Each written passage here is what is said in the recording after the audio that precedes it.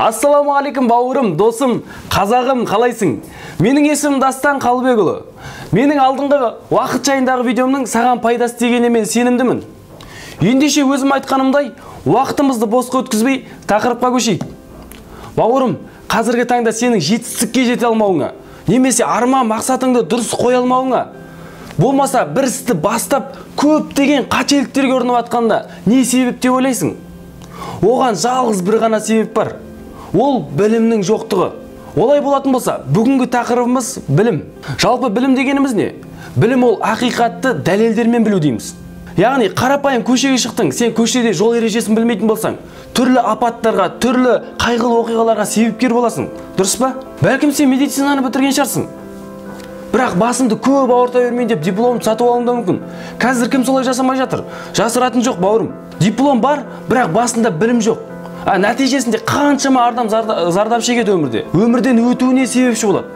Өкінішті әрине, бұл ақиқат. Сондықтан білім адам өмірінде өте маңызды орын алады. Сенің өміріңді түбегейлі өзгертетін бір күш бар. Ол әрине білім. Мысалы, білімнің жоқтығы, бауырым, үнемі сені артқа тартып отырады. Түсінесің бе? Артқа тартады. Сол үшін сен бүкіл энергияңды, бүкіл күшіңді, ерік жігеріңді босқа кетірмей, білім алуға жұмса. Мысалы, қазір сен мына видеоны кішкене тоқтата тұр да, менің мақсатыма жету үшін қандай білім маңызды деп сұрақ қойып көрші өзіңе.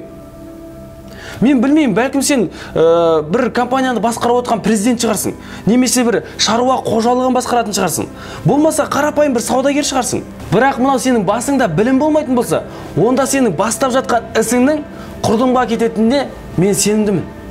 Себебі ол 100% дәлелденген бауырым. Сондықтан да сен өз жолыңды, өз салаңды таңдап қана қоймай, сол жолда сен білім ал, үйрен және табыс көзіне кенелем десең, онда саған ең бастысы ол білім қажет. Мысалға, Қазақстанға белгілі кәсіпкер, бизнес-тренер, ресторатор дейміз, Қуаныш Шонбай мырза. Ол кісінің аз уақытта табысқа жетуіне не себеп деп ойлайсың, бауырым? Оған бір-ақ қана себеп бар, ол білім алды. Яғни ол 8 жыл бойы өмірін сол салада білім алуға ізденді. Яғни білім ала бастады. Сол білім алғаннан кейін бар болғаны 2,5 жылдың ішінде қаншама ресторандар ашты. Яғни тек қана ол Қазақстаннан емес, сонымен қоса шетелден де өзінің ресторандарын ашып, үлкен табыс көзіне кенеле бастады. Ол жайында ол кісі, мынау екінші болма деген өзінің авторлық кітабында керемет қып жазады. Яғни бұл жерде Қуаныш Шонбай мырзаның барлық өмірі, жүріп өткен жолдары барлығы жазылған осында. Егер сен осыны алып оқитын болсаң, онда сенің өміріңнің 100% өзгеретініне мен сенімдімін.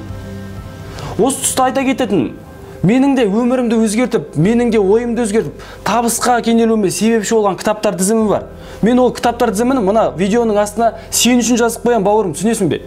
Сен осы кітаптарды алда оқыш, өмірім өзгерсін, ойым өзгерсін дейтін болсаң, осы кітаптарды алып оқуыңды сұрайын, бауырым. Егер сен білімді болатын болсаң, онда сен тек қана өзіңнің бизнесіңе ғана емес, сонымен қоса туған туыстарыңа, бауырларыңа, достарыңа, тіпті жақын деген көршіңе пайдаң тиереді. Мысалы, мен әлемнің үздік бизнес-тренерлері Роберт Кийосаки, Семилиан Мори, Брайан Трейси, Мак Аттарам, Пин Джун сынды керемет мықты бизнес-тренерлерден білім алдым. Егер сол білімді мен ішке сақтап қалатын болсам, саған қандай пайда? Ешқандай пайдасы болмайтын еді ғой. Сол үшін мен осы пайдасы болсын деп сенімен осы білімімді бөлісіп отырмын. Білімнің пайдасы жайында мен Брайан Трейсидің өміріне мысал келтіргім келеді. Оның ең жақын досы келіп, бәке, менің үйім бар еді қаланың сыртында, сол үйді сатпақшымын. Бағасы да арзан, бар болғаны $25,000 дейді. Себебі ол жерде газ тартылмаған, жылу жүйесі жоқ, және жолдың дұрыс жөнделмегенін айтады. Бірақ 2 апта болды хабарландыру бергеніме, ешкім хабарласпайды деп ренжиді. Сол кезде Брайан Трейси өзінің досының проблемасын неге жатқанын түсінеді. Досым, сен сол үйді сату жайында білім алдың ба? Бір нәрсе іздендің ба? Жарнаманы қалай беру керек екенін білесің ба дейді. Сол кезде досының өзінің білімсіз екенін түсініп, келесі көшедегі кітапханаға барып білім ала бастайды. Үйді сату жайында білім алады, жарнаманы қалай беру керектігін туралы білім алады, одан бөлек клиентпен қалай сөйлесу керек туралы білім алады. Сөйтеді ол келесі газетке жарнаманы мүлдем басқа шығып береді. Қалай дейсіз ғой? Менің қаланың сыртында керемет зәулім үйім бар. таулы аймақта орналасқан, ауасы өте таза, керемет, болашақта туризм дамитынына мен сенімдімін деп өзі сенімді жазады. Сол кезде оған хабарласушылардың саны көбейеді, клиенттердің саны көбейеді. Сөйтіп бір клиент звондайды, мен сіздің үйіңізді 25 мың доллар емес, 50 мың емес, 90 мың долларға алам дейді. Өзіңіз ойлап қараңызшы, жаңағы жай ғана хабарландыру жазды, сол үшін 90 мың долларға алайын деп тұр. Сөйтіп ол бір күннің ішінде үйін 90 мың долларға сатып, аз ғана біліммен көп деген ақша тапты. Көп деген пайдаға кенелді, табыс көзін тапты. Жасыратын жоқ. Қазір сен де бір бизнес бастап, бір кәсіп ашқың келетін шығар. Бірақ сенде сылтау бар да. О, қандай сылтау? Менде ақша жоқ деп отыратын сылтау бар сенде. Осы сылтауды қояйықшы. Мәселе бірінші кезекте ақша емес, мәселе бірінші кезекте мынау бас, яғни білім болғанда сенде. Сенің білімің қашан жетіледі, сол кезде ақша өзі-ақ келеді. Бәлкім сен саудагер шығарсың. Қазір Қытайдан кім товар әкеп сатпай жатыр? Барлығы сатады. Бауырым, былай жасайықшы. Егер сен саудагер болсаң, бүгіннен бастап ана бутигіңді жап, бір аптаға жапта, бір апта бойы сол білім алшы.